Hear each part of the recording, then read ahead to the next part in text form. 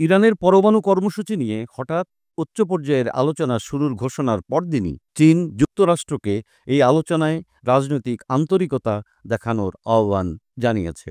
মঙ্গলবার চীনের পররাষ্ট্র মন্ত্রণালয়ের মুখপাত্র লিন জিয়ান বলেন, ইরান পরমাণু ইস্যুতে স্বতঃস্ফূর্তভাবে চুক্তি থেকে সরে গিয়ে যে দেশ বর্তমান পরিস্থিতির সৃষ্টি করেছে সেই যুক্তরাষ্ট্রেরই উচিত এখন রাজনৈতিক আন্তরিকতা ও পারস্পরিক সম্মান প্রদর্শন করা। উল্লেখ্য, সোমবার হোয়াইট হাউস থেকে প্রেসিডেন্ট ডোনাল্ড ট্রাম্প ঘোষণা দেন যুক্তরাষ্ট্র ও ইরানের মধ্যে সরাসরি আলোচনা শুরু হবে শনিবার থেকে। তবে তিনি সতর্ক করে বলেন, এই আলোচনা ব্যর্থ হলে ইরান মহা বিপদের মুখোমুখি হবে।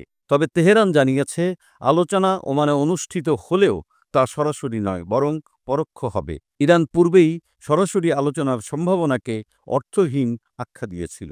চীনের মুখপাত্র লিন আরও বলেন, যুক্তরাষ্ট্রের উচিত সংলাপ ও পরামর্শে অংশ নেওয়া এবং একই সঙ্গে বল প্রয়োগ করে অতিমাত্রায় চাপ সৃষ্টির ভুল চর্চা বন্ধ করা।